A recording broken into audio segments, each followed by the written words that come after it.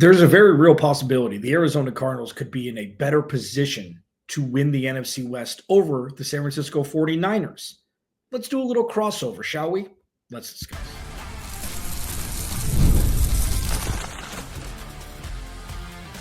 You are Locked On Cardinals, your daily Arizona Cardinals podcast. Part of the Locked On Podcast Network, your team every day. Welcome in, Locked On Cardinals. Alex Clancy here. Doing a little bit of a different thing today.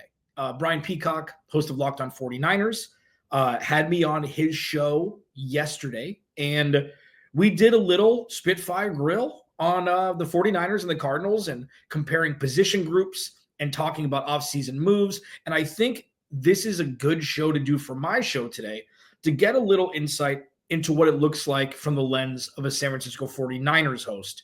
And I hope you enjoy. Brian, take it away. Welcome to Locked On 49ers. Brian Peacock with a special guest today, Alex Clancy of Locked On Cardinals. We're breaking down the NFC West. We're breaking down the offseason of the Cardinals and how everything stacks up here in the West as we start 2025. The final team in our Rivals Week previews for this upcoming season. Thanks, everybody, for making us your first listen on the Locked On Podcast Network. Your team every day. Love our everydayers. Thanks for hanging out with us, getting ready for training camps just around the corner. And, of course, if you're new to the program, welcome. Subscribe on YouTube and anywhere you listen to your podcasts. And, Alex, welcome to the show once again. A little bit of an off-season crossover style episode here. It's always fun to chat with you. And I wanted to get Cox out of town, and I wanted to have a guest, and I wanted to talk with you about the Arizona Cardinals because, to me, they're the most interesting team in the NFC West because I think they're a team that's ready to start making moves. So I want you to kind of break down what you think were the biggest moves in the offseason and specifically what we might start to see from this defense now that's been rebuilt in Arizona. Yeah, man. We've been talking this is our 9th season, both of us, and insane. In constant big brother, little brother. Regardless if the Cardinals are 7-0, 10-2 in 2021, nobody believed it because I didn't believe it. I wasn't like, I'm not believing my eyes. It's like, no. It's not if, it's when because of the infrastructure in place.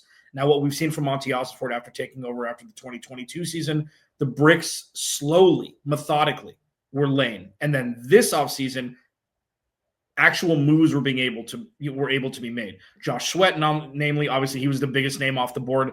The Arizona Cardinals, unlike the 49ers, who are tied to every free agent, every trade target over the last at least 7 or 8 years. Like they've always been there. The Cardinals haven't. They just haven't. They've been devoid of any sort of relevancy when it comes to that. So Josh Sweat actually signing with the Cardinals, he could have got more money elsewhere, wanted to be with Jonathan Gannon, wanted to be with Nick Rallis, his LB coach when he was back in Philly. Bringing in Claes, Campbell, shows that this is a different organization. Now, I know Claes is 39, but he left unceremoniously because they didn't want to give him the money that Jacksonville gave him, and then he's played 7 more years or whatever it is at high level. The fact that he came back, that's the biggest signifier that things are different in the Valley. And then adding Dalvin Tomlinson, some more beef up front, dude you can trust, whether it's a 2 or 3 down guy. And then what they did to complement that was draft some absolute bona fide studs over the last 2 years. And this is the culmination of, okay, now go. And we'll see if they can put it all together. A lot of power on that defensive line as well. So you mentioned Dalvin Tomlinson. You got the rookie first-round pick, Walter Nolan, who was a fan favorite here on this podcast for potentially a 49ers pick. I think, there are reasons why he didn't end up being a top 11 selection in the draft. But talent-wise, I mean, Walter Nolan has it. As a 3 technique. I think he's a perfect fit for what you're trying to do there in Arizona on that defensive line. Brought in the big free agent acquisition, Josh Sweat on that defensive line, and another favorite of Croc and mine. And we thought maybe someone the 49ers might have drafted at pick 31 in the 2024 NFL draft, Darius Robinson, big defensive end, and out of Missouri. Obviously, he was hurt a little bit last year, as was the guy that the Niners ended up drafting because Robinson was plucked off the board, the second of the Arizona Cardinals first-round picks last year. What does he look like? Is he ready to be a starter? Is it going to be Claes Campbell? Because they're kind of a similar style power player. Is Campbell more of a defensive tackle these days? Justin Jones in the mix, Zaven Collins, that conversion from linebacker to defensive line. It's starting to look like a very deep group. How specifically is that defensive line going to come together? And talk to me about Darius Robinson. All these additions make me feel like maybe they didn't like what they saw of him as a rookie. One would think that's a rational approach. And his mom passed away last year also, mid-season after he was coming off injury. So they're looking at this as year one for Darius Robinson. He packed on weight. He looks like an absolute Adonis. I think what they did after last season, they're like, listen, bro, we're going to move the inside. And I think that that's one thing where you have him with power and bull rush. You have Dalvin Tomlinson, who's one of the better run stuffers in the league. You've got Claes Campbell, who can really do everything, sitting at 6'7" or 6'8". Walter Nolan's going to be the twitch on the inside. And then it'll be interesting to see the formulation of the pass rushers, because the thing is, if things work, this will be one of the easier pass rush rooms to get home in, because they've just got dudes.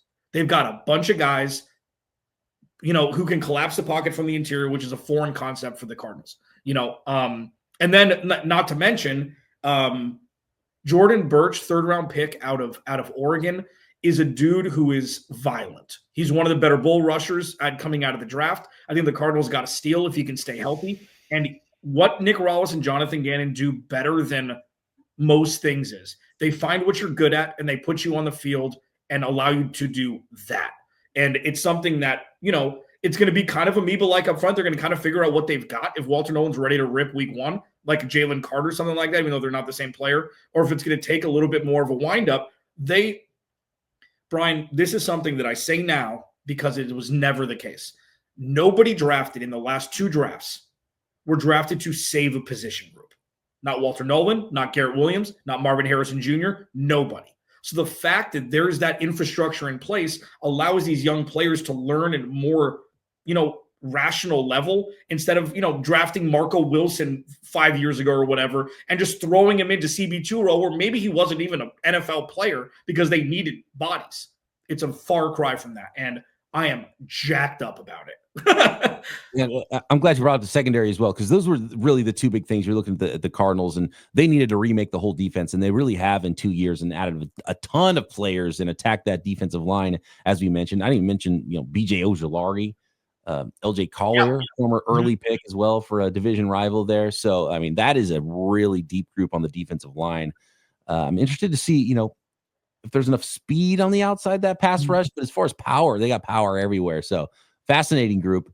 And then the defensive secondary, obviously led by Budda Baker, but you bring in the aforementioned Garrett Williams, then Will Johnson, second-round pick, some injury stuff. Don't really know how he falls that far. I mean, from like I don't want to say boom or bust necessarily, but from just a boom perspective of Walter Nolan round 1, Will Johnson round 2, these are two guys that were being mocked before even the first pick of the Arizona Cardinals for a lot of the draft process. So talent-wise, I mean, you could see how it could go south. There could be some bust there as well. What do you see from Will Johnson? And was there more? Was it just injury? Was there more reasons post-draft where you found out why he might have been there for the Cardinals in round 2? It's so weird because we have friends who have either come from Locked On or, we just made through the space who we really trust when it comes to drafts. I mean, Croc is one of them because of his extensive research and stuff like that around the draft. And like Trevor Sikkema, who's now with Pro Football Focus, started here at Locked On. Like he had Will Johnson mocked at 16 to the Cardinals. That was his first mock. And I'm like, what are you talking about? You're high. I text him. I'm like, another corner. What are we doing here, guys? Guys who are that smart and that tuned in can't miss a big injury. Like, it's not something where it's like, oh, it's swept under the rug and nobody knows about it. It may be fugazi. Like, a knee injury, first of all, is not something that Monty Osborne will shy away from. He drafted Garrett Williams in the 3rd round a couple years ago after tearing his ACL at Syracuse in December of that college year. Like, this could be the best 1-2 steal in a draft that we've seen in 10 years. Like, this is GM of the year stuff if it works. With Will Johnson specifically, again, not drafted to save the room. I called him a Saquon Barkley from the cornerback position because he's a pick 6 waiting to happen. He's a dormant volcano. We saw it twice last year even though he missed some time. He was a defensive MVP of the national championship game 2 years ago. Like, this dude can be an impact guy like Marshawn Lattimore was right away in New Orleans. Like, he was one of the last ones, Jalen Ramsey, where it's like, oh my God, right away? Like, you're a guy right away who can come in and play probably the toughest position in football, especially on defense. Like, that ceiling is there. And if it doesn't work, it takes a year. He was a 2nd-round pick, bro.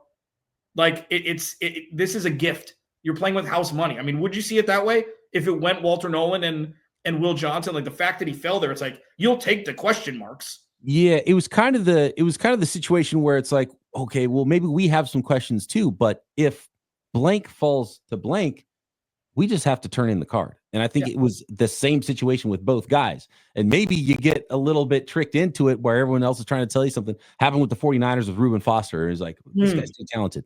Got to. In fact, they moved up to get him at the end of the first round in 2017. Then you're like, well, the talent was there. That part of the evaluation was right. But there's other reasons why they end up not being the player, and the rest of the league kind of tells you that. And it's, but you just got to hit on one of them, really. And one of those guys is going to hit, I have a feeling. And they're too talented. So, and like the last thing before we move up, like the roster is constructed as such that you can see this is new for me. Like this is all new content for me because I've never experienced this before with this team. Is if you remove the rookie class from this team in 2025, they could still win 10 games. Like all of it's a bonus. They're full up as close to it as a roster can be without this draft class. You add studs to this with dudes who can just run free and play their game at a reasonable incremental level at the NFL level. I mean, who knows what the ceiling is?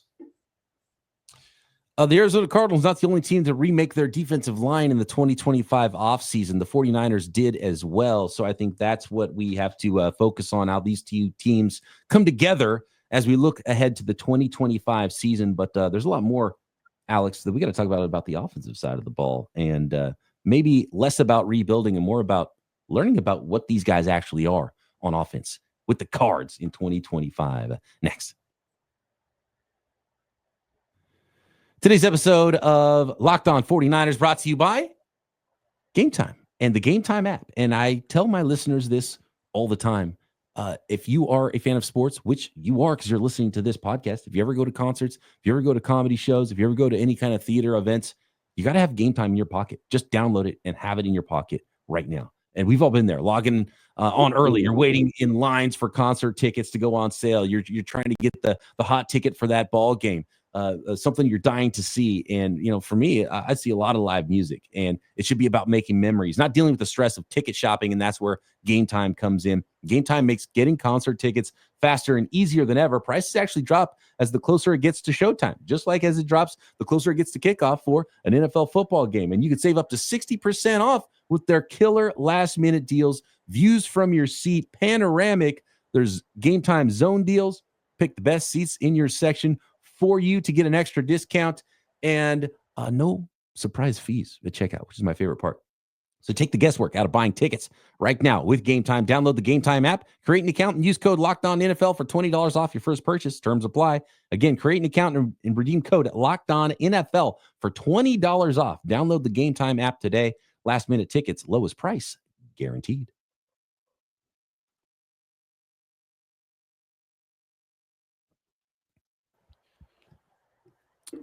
There are two specific Arizona Cardinals that are high-profile guys, big-name guys that, Alex, I need you to tell me who they even are. Like, after all these years, I still don't know who Kyler Murray is. What is a Kyler Murray? And was there a little disappointment in Marvin Harrison Jr. as a rookie? And I was looking at his numbers, and like, his numbers are actually pretty good. I don't know what people expected from him. And what do you think a sophomore season is going to look like for him? Is he the next superstar wide receiver in the NFL? That's a big part of what this offense, because I think we know a lot about guys like James Conner and Trey McBride and exactly what you're going to get there. Good offensive line. So to me, it's all about, the star power of Murray and Marvin Harrison Jr. in 2025. So I struggle with this first one still.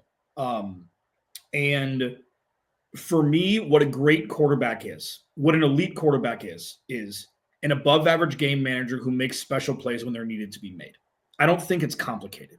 Tom Brady wasn't the best really at anything except for making the play when it was absolutely necessary to break your back every single time. Like, that's it. Patrick Mahomes looks completely different. Brock Purdy looks completely different. When it comes to Kyler Murray, why I struggle is when he's elite, when he's playing on the field, housing it from 45 on the road, knowing he's gone against San Francisco last year. Throwing the first touchdown pass to Marvin Harrison Jr. in the back of the end zone against the Rams when there was zero space, putting perfect touch on it. When he's elite, average quarterbacks can never get to that level on their best day. So that's why I struggle, because we see what's possible, and I'll take the valleys if the peaks are more prevalent than what they've been. But when it comes to 2025, this is the best roster he's ever had, offense and defense, at any level. This is the time where his floor needs to be higher. I don't give a bleep about his ceiling anymore. I don't care. We've seen it. If he's not special ever, but he's really good all the time, I'll take it. But we're going to find out if he's going to be the quarterback for the Cardinals in 2026 this year. And I think he will. You know, I've been more of an apologist than not, but I know that there are downsides. I know that this offense is a bottom 3 offense on film sometimes, which makes no sense after they're a top 5 or top 10 offense in other parts. So some of it has to do with Drew Petzing as well. But we'll see this year. I don't know who he is either. But I do know at his peaks, he's better than the peaks of average quarterbacks, and not all quarterbacks can say that. Does that make sense? It makes perfect sense. And just to keep this going on Kyler Murray for a second, we've been doing this long enough that I remember pre-draft conversations with you, because the Niners and Cardinals were 1 and 2 in the 2019 NFL draft. And the guy, what's funny is this was long enough ago there. You had a co-host and I didn't, on Locked On Cardinals and Locked On 49ers respectively. Yeah. And you guys were big on Nick Bosa. You thought Bosa should be the number 1 pick in the NFL draft. 49ers fans, and me included, were hoping you would go with the back-to-back quarterbacks, because remember, you drafted Josh Rosen the year before. Yeah. And I think it turned out to be a good decision to move on from Josh Rosen, which is, I mean, that's pretty wild how quickly, and the 49ers did the same thing, moved on very quickly from Trey Lance after draft and spent 3 first-round picks to go get him. And when you see that, I think you have to just move on when you realize that that's the thing. And to the Cardinals' credit, they did it, and they did it quickly, and it hasn't really worked out great for them. 49ers instantly went to a Super Bowl with Nick Bosa. I think 49ers fans are really excited that they got, because that would have been what I think Quinnen Williams would have been a 49er. Sure. If Murray didn't go number 1. You like the picks at this point, or were you right? Was Bosa still the pick? Josh Rosen was so bad, and they had just given so much money to Sam Bradford and Mike Glennon all in the same draft. It was Steve Wilkes' year. Poor Steve Wilkes. I mean, you know, like Stevie Baby's been up with you too. Like he's had a rough go. He's been in some bad situations. Everywhere. Yeah. Everywhere he's gone. He went to Cleveland. He had no shot in Cleveland. Yeah. You know, it's been difficult for him. I think from if you told me that this is where we would be the day before the draft in 2019, I would probably say take Kyler Murray. Because I think, like, if they didn't hire Cliff Kingsbury as the coach, we'd be having a completely different Kyler Murray conversation. And I firmly believe that. So how mad was everybody watching Washington with Cliff Kingsbury and Jaden Daniels last year? Were Cardinals fans ticked off about that? Well, I mean, I think I still saw some of the same things. David Harrison, host of Locked On Commanders, one of our dear friends who's been around a long time too. I'm like, be prepared for this. It's going to look good, and then it's going to be a lot of get inside the 20-yard line, kicking field goals. And they kicked 8 field goals in one game, and they couldn't get in the end zone. And I think they ended up beating the Giants. It was some random thing like Jaden Daniels, Terry McLaurin were special. Kyler Murray didn't have a wide receiver 1. I'm not saying it's not Kyler Murray's fault. And also, the most important thing is Dan Quinn's respected in the locker room as a leader. Cliff's able to do one thing: blinders, offense, quarterback. That's it. Not manage personalities. Not do anything that a head coach needs to do. He's great in that role. We'll see what happens with year 2 when there's a bunch of film, which is he's never able to adjust. But we'll see. I wish nothing but the best for him, but it's a completely different role, dude. Yeah, he started wearing socks as well, I believe. Him and Peter Bukowski, the ankle sock warriors. Hey, 49ers listeners love when you hate on Peter Bukowski. So that plays here with a lot of the fans. Now, the host that everyone loves to hate the most. Yeah, and I love him. I just love to love Peter Bukowski, but a lot of my listeners hate him, which is fun. Just appreciate the hairline. Fantastic hairline. It's out of a lab. No, and to pay off with Marv, like, I'm with you. almost 900 receiving yards, 62 receptions wasn't a lot. He missed one game in Green Bay when he was concussed on like the first play, or he was one of the concussion protocol. Almost 10 touchdowns. Like, he was drafted to be the third option. James Conner 1, Trey McBride 2. So it's not like, again, not drafted to save the position group. So he's going to take a leap this year. I don't think he's going to need to put up Justin Jefferson numbers to impact the offense more positively than he did last year.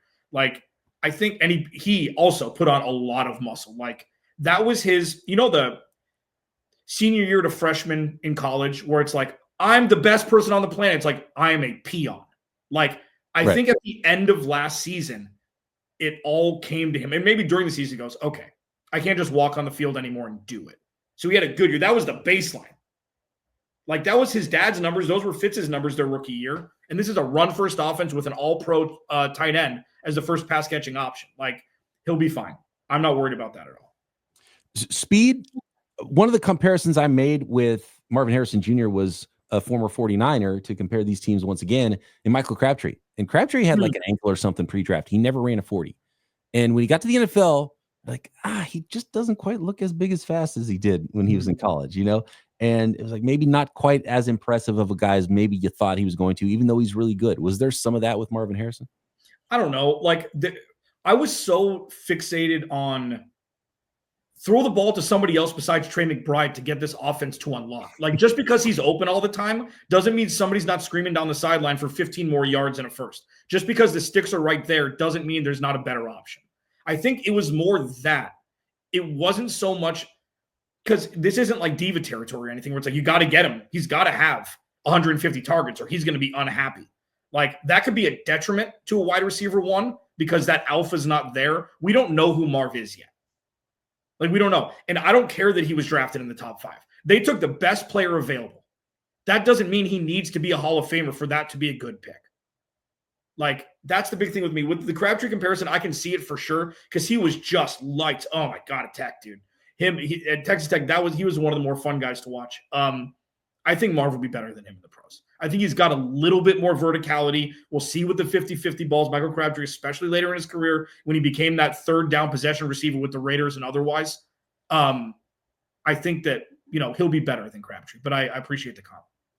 All right, well, let's compare this new look Arizona Cardinals team to a new look, at least on the defensive side of the ball, especially San Francisco 49ers team in 2025. Next.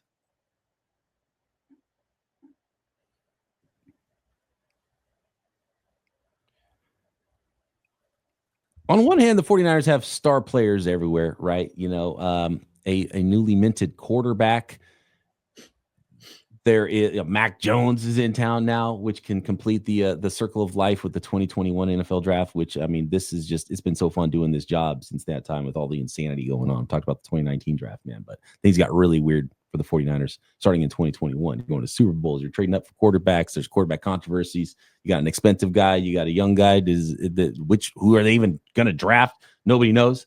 But still a lot of superstar players as well. Christian McCaffrey back, hopefully healthy for the 49ers. You got the two best tight ends in the division, two of the best tight ends in football in this division with Kittle and Trey McBride. And, Fred Warner, Nick Bosa. So a lot of superstar players everywhere. But what the 49ers did in this offseason was they looked at their defensive side of the ball. They brought back Robert Sala. And I think what Sala said day one is like, what are you guys doing? This is not happening on defense. We got to spend some resources. We got to get some new players on defense. So, all the veterans out, Malik Collins and Leonard Floyd, and they drafted a whole bunch of defensive players. And a lot of these guys might start. And if you're starting 3, 4, 5 guys on one side of the football as rookies, that's usually not a good recipe for winning a whole bunch of football games and winning divisions. But I think 49ers fans would expect the 49ers are in the thick of this thing in the NFC West. And that's why I think it's going to be such an awesome division, because I think the Arizona Cardinals and their fans should expect that they're going to be in the thick of this thing. I think the Seattle Seahawks and Los Angeles Rams fans, they were 1 and 2. They were both 10-7 last year. They should be in the thick of this thing too. This is going to be a really fun division.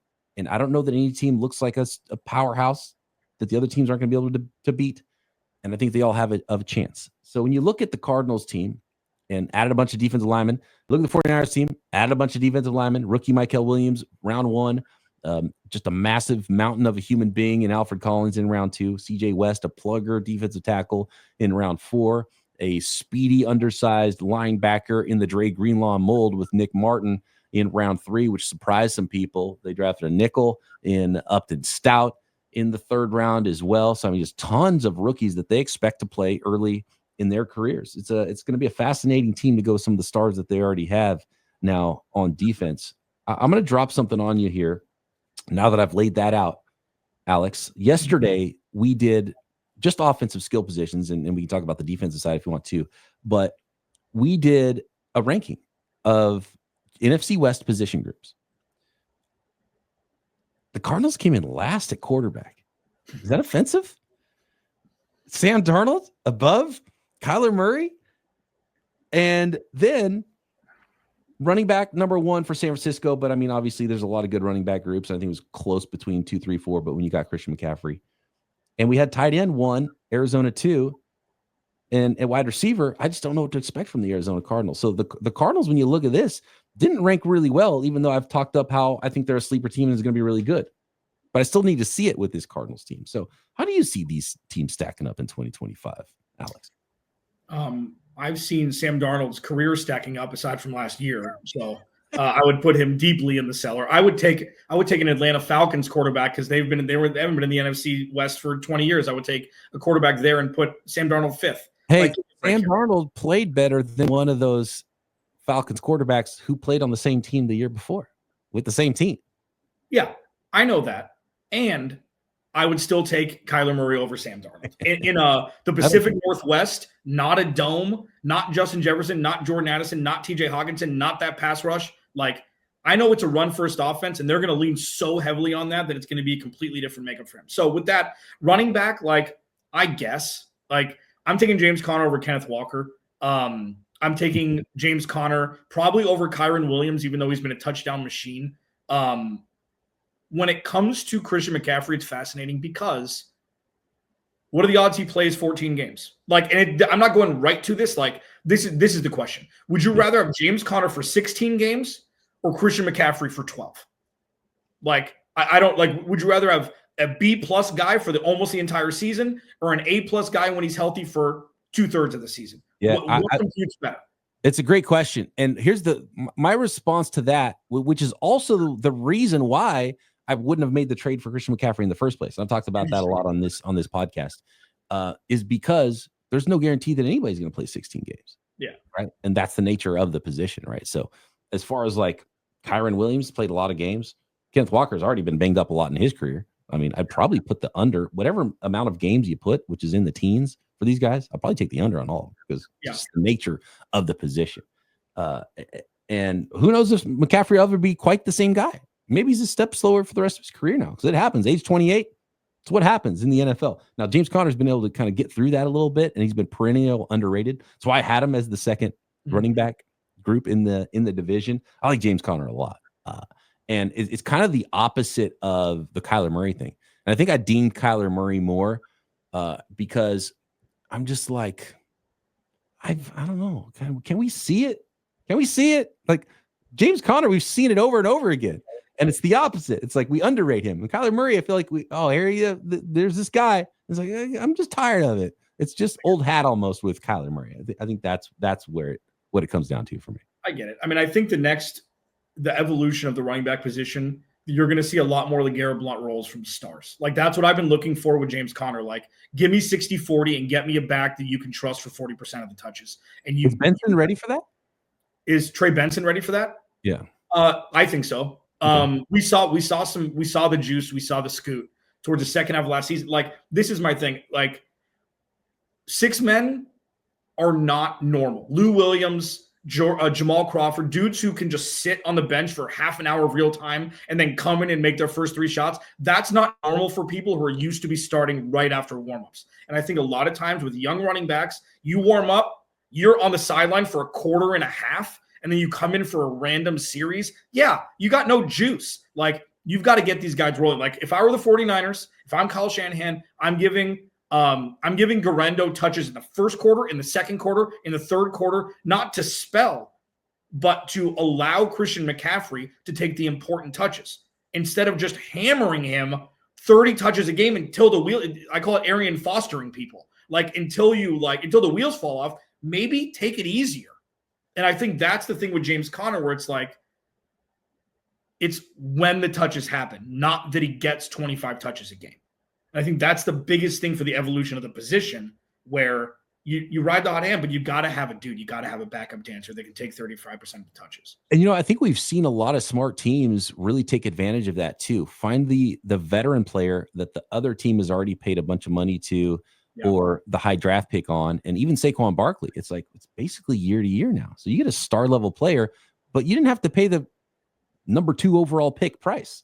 You're paying him kind of year to year. And if he's great, you're going to pay him, and that's cool. And then when the wheels fall off, guess what? This is not a 6-year contract, and Derrick Henry, same thing. Like we all expect the wheels to fall off, and they just kind of never do. And so the Ravens are like, cool, we get to benefit. And I think it's very similar with James Conner. It's like, let the other team pay a lot, and then you find the guy who's still good and get what you can out of them, and you don't have to pay a lot, but you have to have depth at running back in the NFL. And so and the Niners did the opposite, where they paid not only the draft pick prices, so they spent a 2nd, 3rd, 4th, 5th round pick on him, so essentially trying to get that 1st round value, but then also paid him the most of any running back in the league, and then re-upped them before last year when he was hurt. So they're paying it on both ends, and I just don't think that's the smart way to go about it, even though he's a special player. It's not about the talent of the player. It's just the nature of the position, and I think it's a committee league going forward. And if I was running a team, it's not that I don't want a great running back, but if I can get a year to year on a good running back, then I'm cool. But aside from that, filter in those young guys with fresh legs. Yeah, I mean, people normally eat Wheaties. Like Christian McCaffrey's going to have to eat Lucky Charms to get to 16 or 17 games. Like he's got to be magically delicious to be able to play over half the season. And if they're doing it the way they've been doing it, like he'll not leave the field. He puts up his finger, means one play, I'm coming back in. Nobody else in the coaching staff dare tells Chris McCaffrey. So like that's what worries me, is he's going to be awesome for 6-7 games, and then we're going to start to see that that problem with the tread on his tires. So you got to save him from himself at some point. And I think Kyle Shanahan's talked about it a little bit, but I'll believe it when I see it. And dude, don't look now. And I'm sorry if I'm the first one to tell you this. This roster for the 49ers looks very much like a 10-year span of the Arizona Cardinals roster, where you have all pros up top and ain't nothing else. And you're going to have some young guys play, of course, but a lot of your draft, even Michael Williams, saving the position group is something when you start to lose your big dudes. Charvarius Ward, you've lost guys. You've got Fred, you've got Nick, you've got your boys, you've got Trent Williams, who's, is he getting discounts at movies yet? Is he starting? Is he there yet? This is the top heavy roster, star-studded, and not a whole lot else proven yet. It's tough to maneuver. And I would say that wide receiver group for the 49ers is a weird one too. It was one where the Niners weren't at the top of the division. They weren't 1 or 2, and they're, I could see them being the worst wide receiver group in the league. And I could see them with Ricky Pearsall. I think he could take a huge step, and I could see Brandon Ayuk coming back and being strong. And then, in December, we're like, okay, well, they are a good group, maybe the best in the division. Who knows? They need some things to go right though as well. Juwan Jennings really underrated, but how that works early in the season. So you got rookies on defense starting. You're trying to figure things out at wide receiver, which might be a year 2 guy that has had one good game in his career, and Juwan Jennings is your starters. I could see how it could be some growing pains for the 49ers to start the year too. So again, fascinating season. I will buy all these teams being good, but I'll buy all these teams being kind of mediocre too. It's going to be fascinating. The one saving grace for the 49ers, among else, is, they had the tiebreaker with the Cardinals for the easiest schedule ever created by man. It's not a downplay. That's the great equalizer. That's why they're odds-on favorite to win the division, because you play every single bad team in the NFL is on the calendar. Now the Cardinals have their first 8 weeks are as close to cupcake as possible, but obviously there's so much to learn about Kyler Murray and Brock Purdy when all the pressure is on the line. It's not a fun story anymore with Brock Purdy. Okay. He's got all of King Midas's gold now. So now it's the only thing that's guaranteed about a quarterback when getting that contract is that he's getting paid that money. Doesn't matter where his team is. Doesn't matter what, if this doesn't work in 2 years, Brock Purdy's on a different team. I know they have an out in 2028 or 2027 or whatever it is, but this is it. Everything's coming home to roost now, baby, for both of these quarterbacks. And then if they work, you're looking at Sam Darnold, who's a 1-year stopgap, and you're looking at Matthew Stafford, who's 100. Like, timing in the NFL is so important. The NFC West has never been more wide open than it is right now, and it starts in 2025, and it'll be elongated. I don't think this is going to be, back and forth with division winners. I think one team is going to take the reins. And we're going to find out. We're going to learn a lot about these teams in 2025. That is Alex Clancy, host of Locked On Cardinals. I am Brian Peacock, co-host of Locked On 49ers. Thanks to everybody for making us your everyday listen here on the Locked On Podcast Network. And we'll talk to you next time right here, Locked On 49ers and Locked On Cardinals.